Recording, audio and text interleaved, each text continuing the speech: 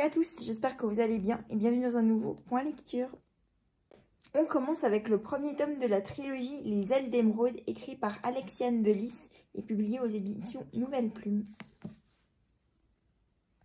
Dans cette histoire, on va suivre la jeune Cassiopée qui, dès l'âge de 6 ans, devient orpheline après un grave accident de voiture avec sa mère et doit, donc à 18 ans, quitter cet orphelinat avec très peu de moyens sur elle jusqu'au jour où, à la suite d'une agression après qu'il lui soit arrivé malheur sur malheur pour arriver jusqu'où elle en est aujourd'hui, après une agression, est sauvée par un jeune garçon nommé Gabriel qui va l'emmener dans le monde des Myrmes, un endroit où elle va découvrir plein de secrets sur sa famille, un peu sa deuxième identité, on va dire ça comme ça, et plein d'autres choses encore.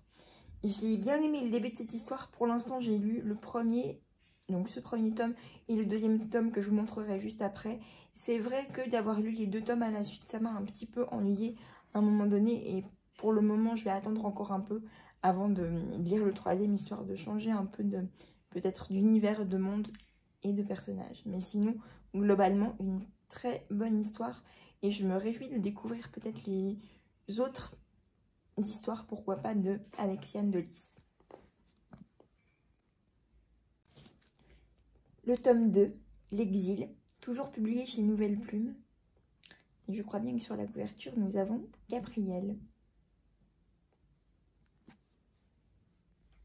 Et pour terminer cette vidéo, ma lecture en cours, Wicked, la véritable histoire de la méchante sorcière de l'Ouest, écrit par Gregory McGeer et publié aux éditions Brajlon. Je ne peux pas beaucoup vous en parler pour l'instant parce que je viens de la commencer, mais en tout cas ça a l'air juste génial et je me réjouis de voir un peu la tournure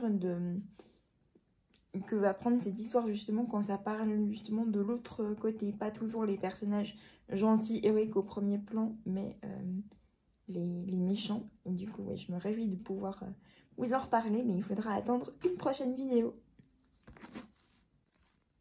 Voilà, c'est la fin de cette vidéo, j'espère qu'elle vous a plu, merci de l'avoir regardée et je vous dis à la prochaine pour de nouvelles aventures. Bye!